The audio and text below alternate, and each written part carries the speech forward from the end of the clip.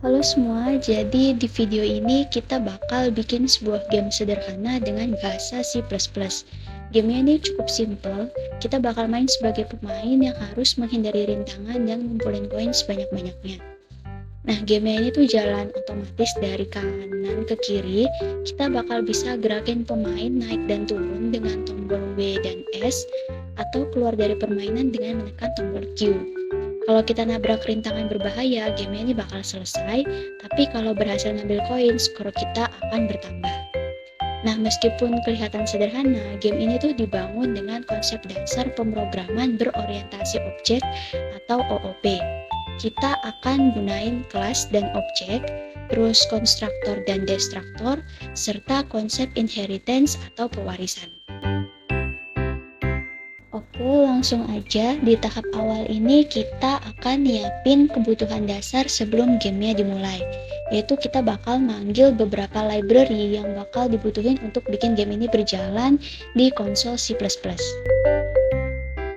Jadi di sini tuh kita include beberapa library. Yang pertama ada IOStream, ini buat input-output standar. Terus vector untuk menyimpan kumpulan objek rintangannya. Onio.h ini buat deteksi input keyboard tanpa enter. Lalu Windows.h ini untuk fungsi-fungsi dari Windows kayak sleep dan sistem CLS nanti ada di codingannya. Kemudian ctime ini untuk random number dan algorithm ini buat manipulasi array seperti menghapus rintangannya nanti. Terus using namespace std ini biar kita nggak perlu nulis std berkali-kali dalam codingannya. Sekarang kita mulai bikin komponen dasar dari gamenya. Kita mulai dengan definisikan ukuran area dari game pakai width sama height. Terus kita bikin kelas obstacle, yaitu kelas dasar untuk semua jenis rintangannya.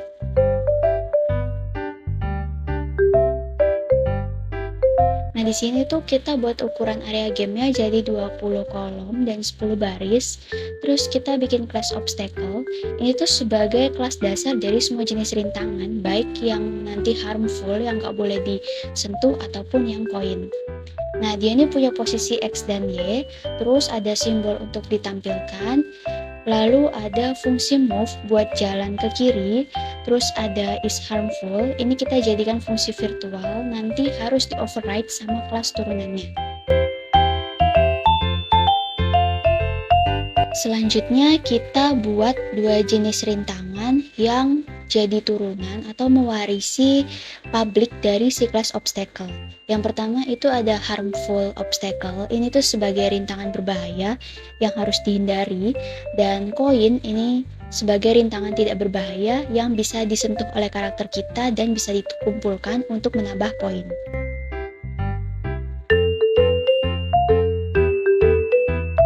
Jadi si kelas harmful obstacle ini pakai simbol X, dan fungsi virtual is harmful yang sudah kita buat sebelumnya ini mengembalikan true, artinya ini tuh berbahaya dan harus dihindari. Terus sedangkan kelas coin ini pakai simbol O, dan fungsi is harmful-nya ini false, berarti ini aman dan bisa disentuh, tidak akan membuat game terhenti. Sekarang kita bikin karakter utama kita, yaitu si player. Jadi player ini itu bakal punya skor, lalu bisa bergerak ke atas atau ke bawah. Pemain ini bakal mulai dari posisi X sama dengan 2, ini tuh di tengah-tengah layar secara vertikal. Dia punya skor yang awalnya 0, terus ada fungsi move up dan move down yang dipakai untuk menggerakkan pemain ini secara vertikal untuk ke atas atau ke bawah. Selanjutnya kita bikin kelas utama, yaitu kelas game yang akan mengatur semua jalannya permainan. Jadi di kelas game ini itu ada object player, terus ada vector obstacle yang manggil kelas obstacle tadi, lalu ada bool is running, ini memastikan gamenya tetap berjalan selama tidak ada kondisi yang menghentikan. Konstruktor game ini akan mengatur gamenya untuk aktif, sedangkan destruktor game akan membersihkan memori semua obstacle yang sudah dialokasikan dan menampilkan skor akhir pemain saat game berakhir.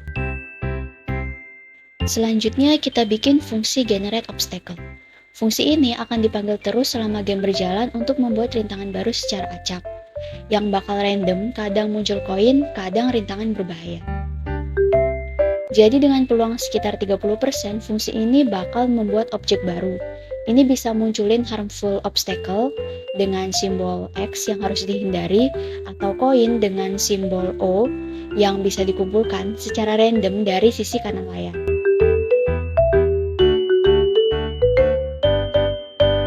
Oke, next, sekarang fungsi update.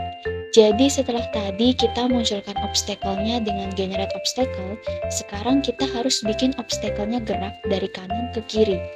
Nah, fungsi ini tuh bakal ngegerakin semua rintangan, menghapus yang sudah lewat dari area layar, dan mengecek tabrakan antara player dan obstacle.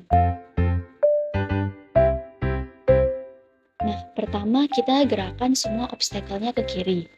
Lalu kita hapus obstacle yang udah keluar dari layar. Terakhir, kita cek apakah ada obstacle yang tabrakan dengan player.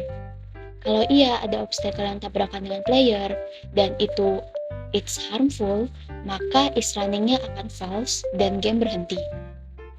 Tapi kalau dia obstacle yang koin, maka skornya akan bertambah.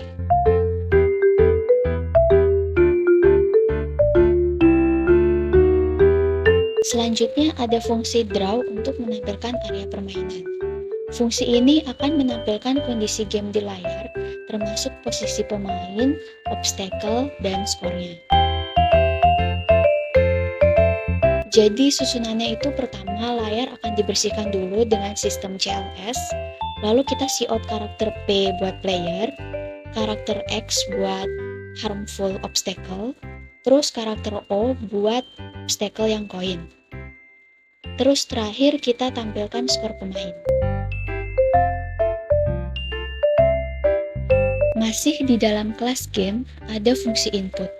Fungsi ini akan membaca input dari keyboard, yaitu W buat naik, S buat turun, dan Q buat keluar dari game.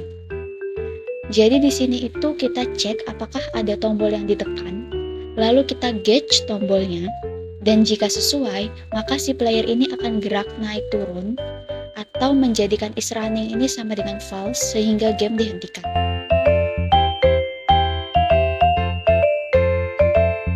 Terakhir, kita jalankan gamenya dengan loop utama di fungsi run, dan kita panggil semuanya dari fungsi main.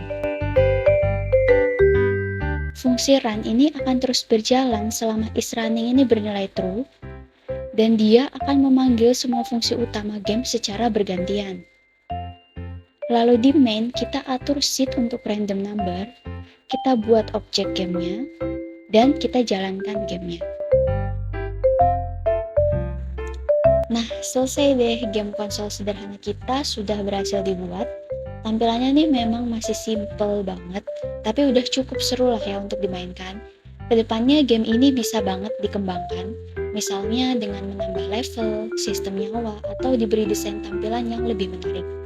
Sepanjang video ini kita udah belajar beberapa konsep penting dalam pemrograman berorientasi objek di C++, yaitu ada kelas dan objek untuk merepresentasikan karakter dan berbagai rintangan di dalam game, lalu ada konstruktor dan destruktor yang kita gunakan untuk mengatur nilai awal dan membersihkan memori saat game selesai, juga ada inheritance, di mana kita membuat kelas coin dan harmful obstacle sebagai turunan dari kelas obstacle dengan perilakunya masing-masing. Semoga video ini bermanfaat buat teman-teman yang lagi belajar C++ atau mungkin yang baru mulai ngoding game. Selamat mencoba dan selamat bereksplorasi. Bye-bye!